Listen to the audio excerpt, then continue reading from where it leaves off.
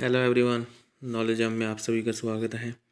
इस वीडियो में हम आपके लिए लेके आए हैं मेज़रिंग और स्केलिंग के बारे में।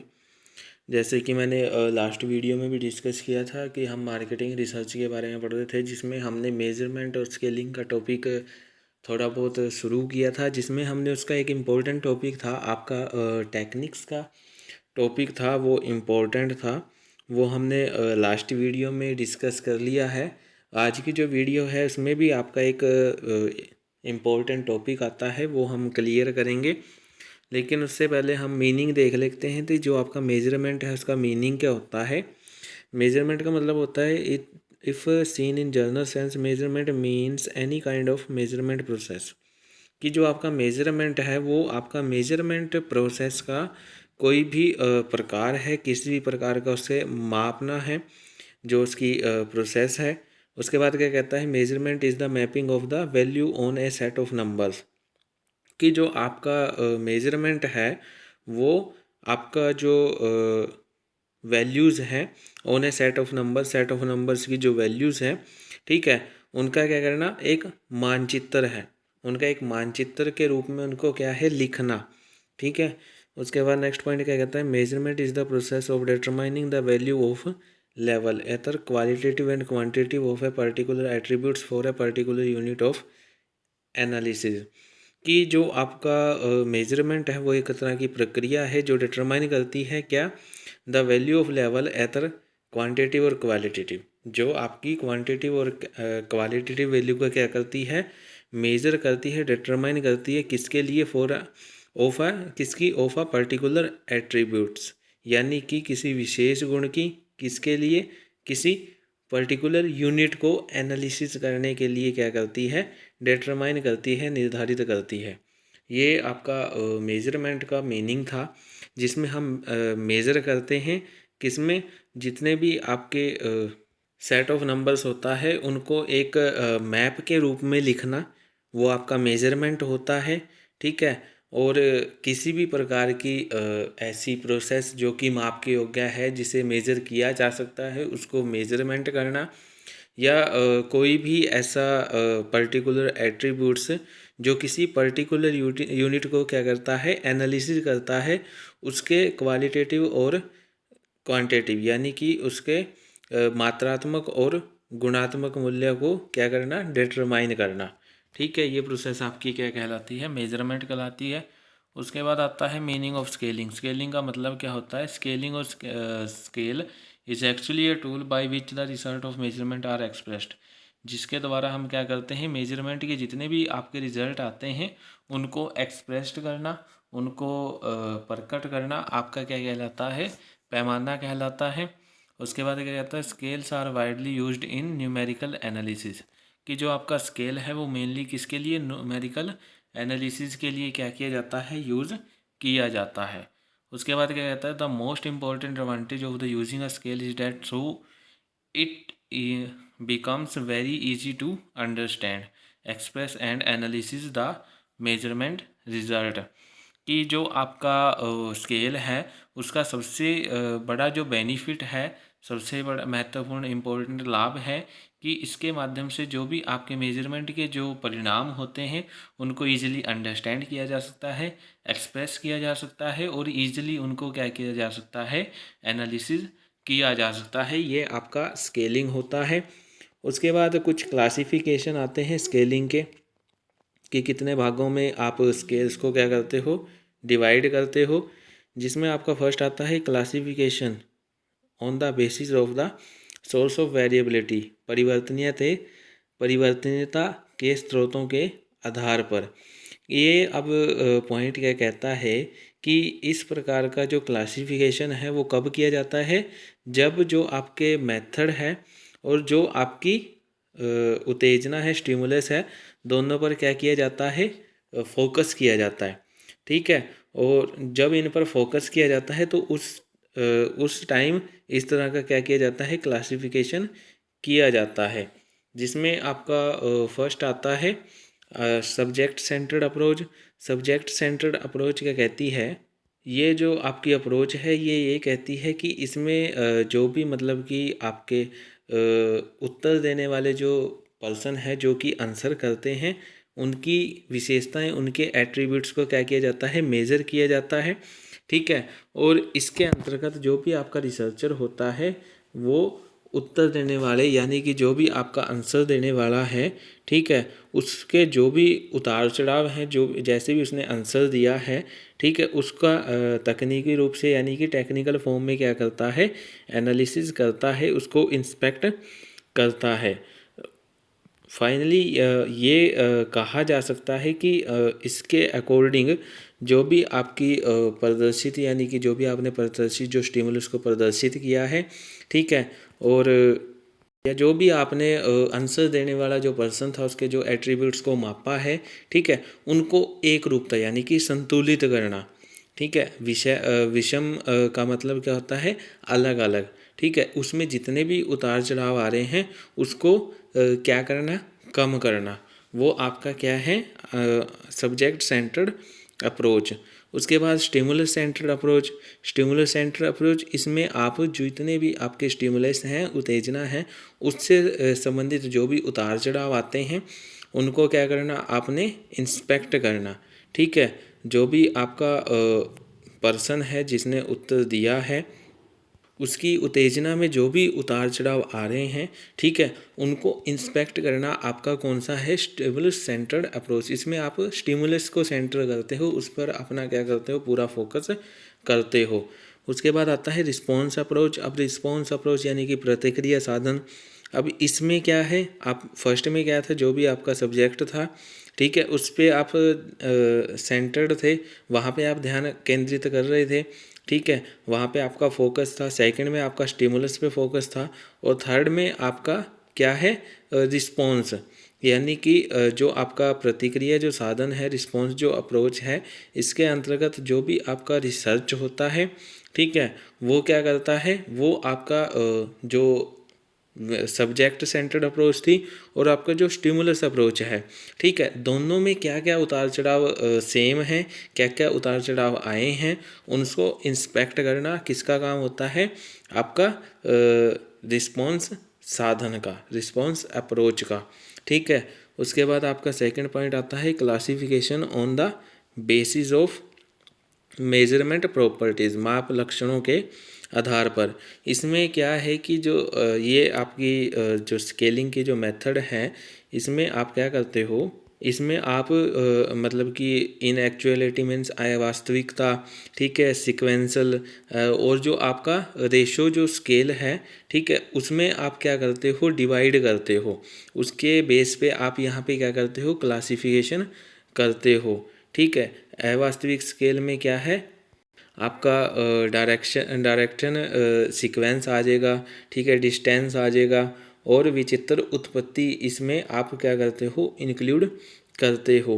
ठीक है। और जो आपका सीक्वेंसल स्केल है उसके अंतर्गत आप अधिक रूप से तथा कम रूप से, हायर और लो के जो मतलब कि उनके बीच में जो भी रिलेशन है वो आप क्या करते हो, प्रदर्शित करते हो, वो दिखाते हो। ठीक है। और अनुपात स्केल में जैसे कि उपरोक्त सभी विशेषताओं का समावेश होता है, जो भी आपने ऊपर निकाला है उनका आपस में मिश्रण करना, उनका कॉम्बिनेशन आपका क्या कहलाता है, रेशियो स्केल कहलाता है। उसके बाद नेक्स्ट पॉइंट आपका आता है on the basis of the degree of subjective, विषयकता के आधार पर। अब इसमें क्या है, इसमें जो स्केल है वो आंकड़ों का वर्गीकरण विषय पर आधारित होता है कि क्या सब्जेक्ट है उस पर बेस्ड होता है। इसमें क्लासिफिकेशन, इसमें क्या है, इसमें जो भी ऑब्जेक्टिव्स की जो प्राथमिकता है उसको मापते हैं। ठीक है। और तथा बिना प्राथमिकताओं के संबंध में निर्णय लेते हैं, उनसे रिलेटेड कोई भी आप क्या है, निर्णय नहीं लेते हैं इसमें। उसके बाद क्या कहता है, उद्देश्यों की यानी कि ऑब्जेक्टिव की प्राथमिकता के आधार पर उत्तर देने वाले से ये पूछा जाता है कि उन्हें अपने पसंदीदा जो भी उनका उत्पाद है, जो भी प्रोडक्ट वो ज़्यादा यूज़ करते हैं, ठीक है, उनका क्या करना चाहिए, उनको सेलेक्ट करना चाहिए। ठीक है। या किसी भी डिस्ट्रीब्यूशन चैनल है उसको प्राथमिकता दे, उसको प्रायोरिटी दें कि कौन सा चैनल है वो अच्छा है, या किसी प्रोडक्ट को क्या दें, प्रायोरिटी दें कि कौन सा प्रोडक्ट उन्हें अच्छा लगता है। उसके बाद नेक्स्ट पॉइंट आपका कहता है on the classification on the basis of number of dimensions. अब यहाँ पे क्या है कि यहाँ पे जो आपका स्केलिंग मेथड है उसमें जो क्लासिफिकेशन किया जाता है वो आप डायमेंशन नंबर ऑफ डायमेंशन के बेस्ड पर करते हो। ठीक है, इसमें आप जितने भी आपके डायमेंशन हैं उनको 2 पार्ट्स में डिवाइड करते हो। फर्स्ट आपका सिंगल डायमेंशन आता है और दूसरा आपका मल्टीपल डायमेंशन आता है। ठीक है, उसके बाद क्या कहता है कि जो आपका सिंगल डायमेंशन होता है उसमें आपका जो रिसर्चर होता है वो आपका रिस्पोंडेंट के केवल एक ही करेक्टरिस्टिक या एक ही ऑब्जेक्टिव को क्या करता है, मेज़र करता है।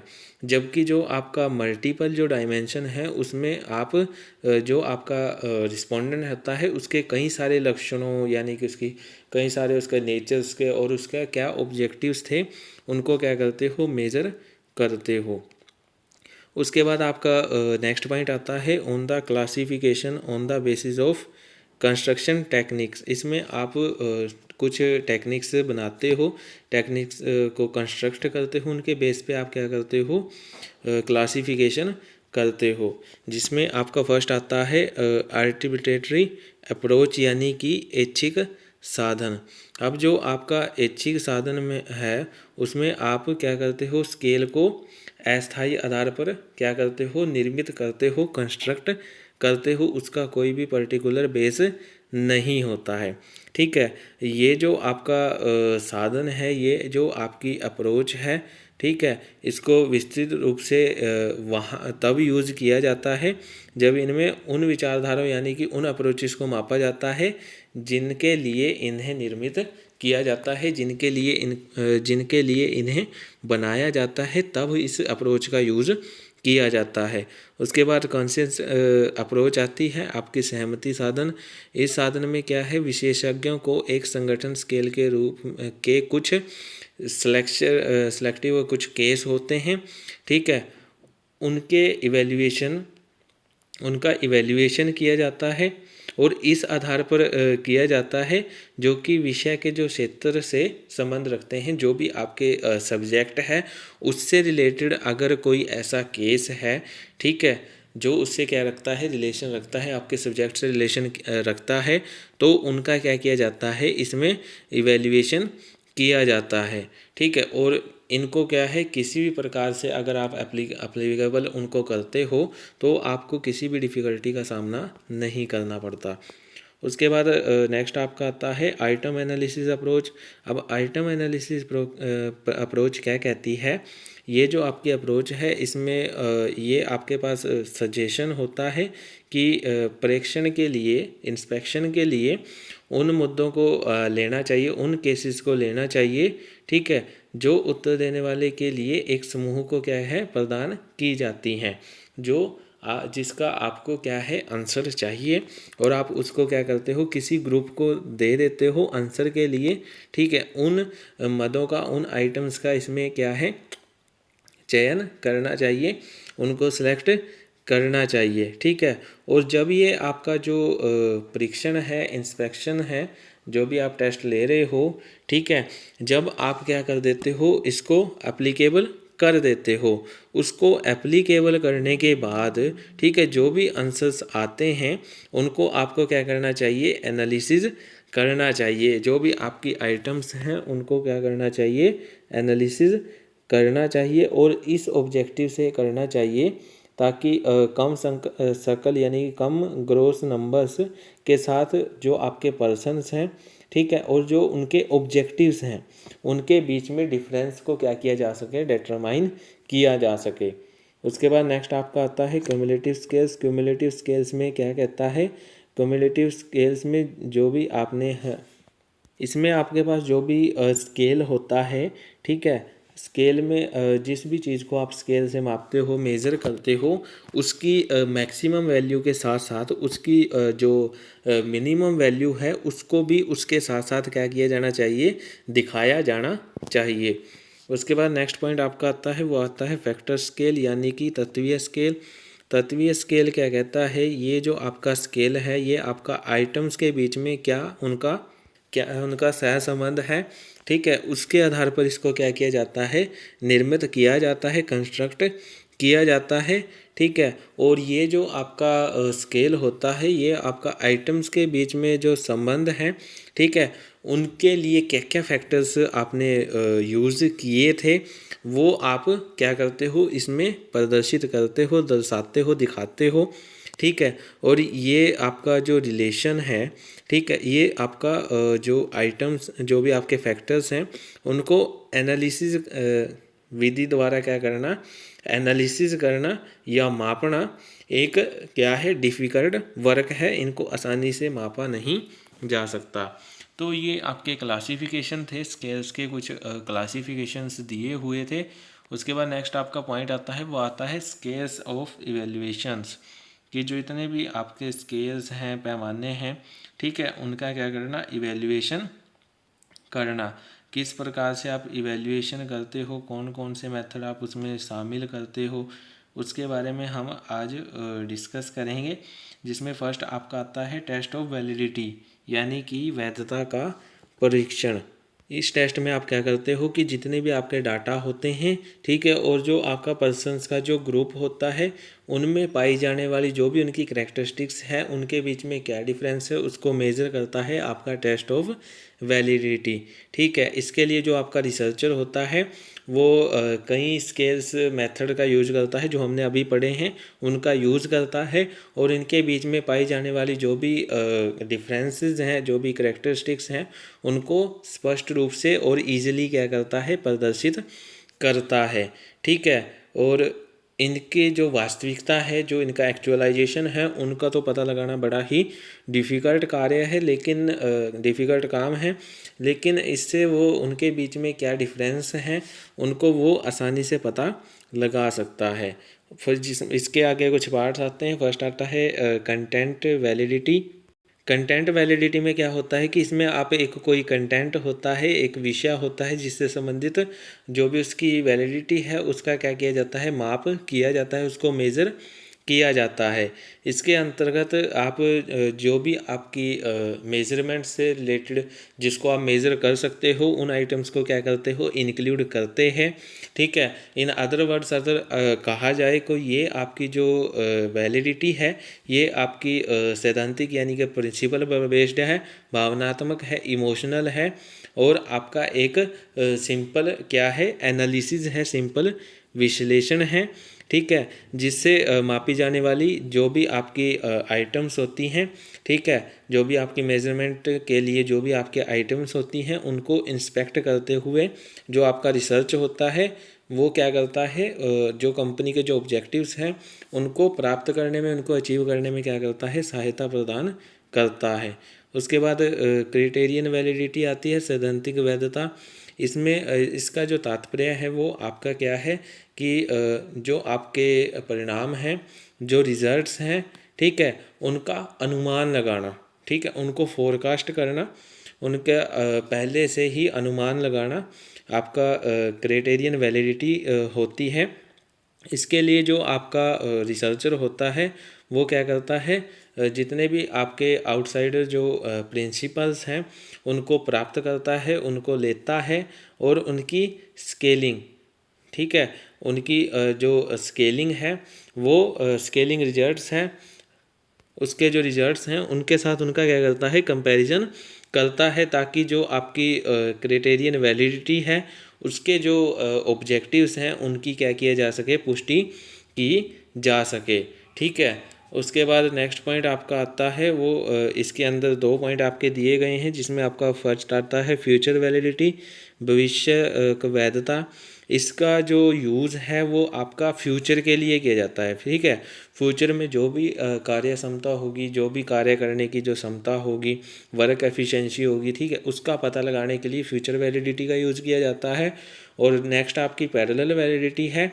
पैरेलल वैलिडिटी एक विषय से संबंधित, यानी कि एक सब्जेक्ट से रिलेटेड जानी पहचानी जो वैधता है, जानी पहचानी जो भी वैलिडिटी है, उसके साथ इसका क्या किया जाता है, कंपैरिजन किया जाता है, जो कि इससे पैरेलली है।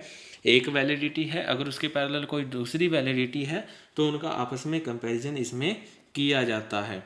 उसके बाद आती है कंस्ट्रक्ट वैलिडिटी, निर्माण की जाने वाली वैधता। निर्माण की जाने वाली वैधता के अंतर्गत यानी कि कंस्ट्रक्टर वैलिडिटी के अकॉर्डिंग जो आपका रिसर्चर होता है, ठीक है, उसके द्वारा अनुमान तो लगाए ही जाते हैं, ठीक है, साथ ही साथ वो क्या करता है, उनका बेस तैयार करता रहता है, जिसमें जो आपके प्रिंसिपल बेस्ड जो क्वेश्चंस होते हैं, जो भी आपके क्राइटेरियन जो क्वेश्चंस होते हैं, उनके क्या किए जाते हैं, आंसर दिए जाते हैं। जैसे जो वर्क है वो क्यों किया गया है, क्या उसका माप है, ठीक है, किस प्रकार के प्रिंसिपल से उसे पूरा किया गया है, ठीक है। जो आपकी कंस्ट्रक्शंस होती है वो भी आपकी 3 टाइप्स की होती है, जिसमें आपका कन्वर्जेंट वैलिडिटी आती है, यानी कि केंद्रीय वैधता।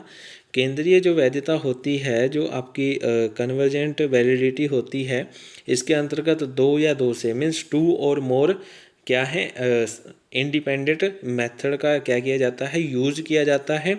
और जो आपके प्रयास होते हैं, जो भी आपने ट्रायल किया गया है, ठीक है, उनके मध्य आपसी संबंध के जो भी परिणाम हैं, जो भी रिजल्ट हैं, ठीक है, उनमें क्या किया जाता है, इंटरेस्ट रखा जाता है, उनमें आपका हित रखा जाता है। ये जो आपकी इंडिपेंडेंट जो मेथड्स होते हैं, ये आपकी स्केलिंग मेथड नहीं होती हैं। स्केलिंग मेथड से कोई बाहर की जो मेथड है वो उनको इसमें क्या किया जाता है, इंक्लूड किया जाता है। उसके बाद डिस्क्रिमिनेंट वैलिडिटी आती है, अंतर्वैधता। अंतर्वैधता में क्या है कि जो भी आपकी स्केलिंग के जो मेथड्स हैं, ठीक है, उनके जो भी लक्षण हैं उनका वर्णन किया जाता है, उनको एक्सप्लेन किया जाता है। देन उनके बीच में क्या भी पेरियोडिकल भेद है, क्या पेरियोडिकल डिस्क्रिमिनेंट है, उनको क्या किया जाता है, प्रकट किया जाता है, ठीक है। विशेषता उन परिस्थितियों में यानी कि उन सिचुएशन में जब विषयों के जो भी आपके सब्जेक्ट हैं उनकी जो भी करैक्टरिस्टिक्स होती हैं उनको मापना होता है, वहाँ पर इसको क्या किया जाता है, यूज़ किया जाता है, ठीक है। उसके बाद नेक्स्ट आपका आता है नोमोलॉजिकल वैलिडिटी। नोमोलॉजिकल वैलिडिटी में क्या आता है, इसके अंतर्गत जो भी आपका रिसर्चर होता है वो मापों का संबंध एक कुछ आपका क्राइटेरियन जो मॉडल होता है, ठीक है, उसको आपस में क्या करते हैं, जोड़ने का प्रयत्न करते हैं, जिसके लिए वो क्या करते हैं, वो आपका एडिशंस करते हैं, कुछ माइनस करते हैं, इंस्पेक्शन करते हैं, ठीक है, और उसका क्या करते हैं, अर्थ निकालने की कोशिश करते हैं, ठीक है। और ये जो आपके काम वो करते हैं, इसके माध्यम से आपका जो रिसर्चर है वो ये जानने का भी प्रयास करता है कि माप अनुमान के अनुसार है या नहीं है, कि जो मेज़रमेंट किया गया है वो जो आपने अनुमान लगाया था, फोरकास्ट किया गया था, उसके अकॉर्डिंग है या नहीं है। उसके बाद नेक्स्ट पॉइंट आपका आता है, वो आता है टेस्ट ऑफ रिएबिलिटी। विश्वसनीयता के आधार पर, विश्वसनीयता का अर्थ है जैसे कि परीक्षण जो किया जाएगा, टेस्ट जो किया जाता है, ठीक है, उसमें मापों का जो परिणाम है, मेजरमेंट का जो रिजल्ट है, वो किस समय तक यानी कि किस लिमिट तक एक्सपेरिमेंटल जो त्रुटियां हैं, एक्सपेरिमेंटल जो एरर्स हैं, ठीक है, वो एक्सपेरिमेंटल एरर से बाहर है, किस सीमा तक बाहर है, ठीक है। ऐसी स्थिति में जो विश्वसनीयता का संबंध है वो आपका व्यक्तियों का जो ग्रुप है, ठीक है, वो जो भी टेस्ट लेते हैं उनकी रिजल्ट में कितनी इक्वालिटी है उससे रिलेटेड है, ठीक है।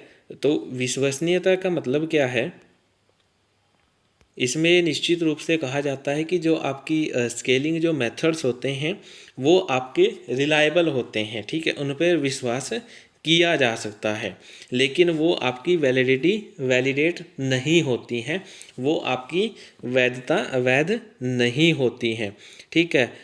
एक विश्वास न करने योग्य स्केल सही नहीं हो सकता, कि जो आपका स्केल है वो आपके स्केल्स के जो मेथड है वो आपके रिलायबल तो हो सकते हैं, लेकिन वो आपके वैध नहीं माने जा सकते, इस कारण उन पर ज़्यादातर भरोसा नहीं किया जा सकता।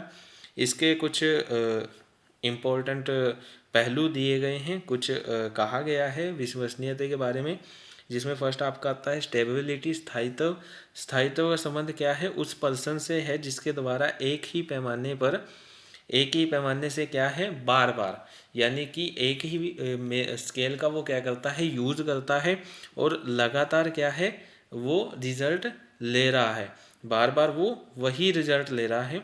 ठीक है। और जो आपका स्टेबिलिटी है उसकी सीमा को निर्धारित करने के लिए, ठीक है, जो भी आपने बार बार जो रिजल्ट लिए हैं उनको आपस में क्या किया जाता है, कंपेयर किया जाता है, उनका आपस में कंपैरिजन किया जाता है।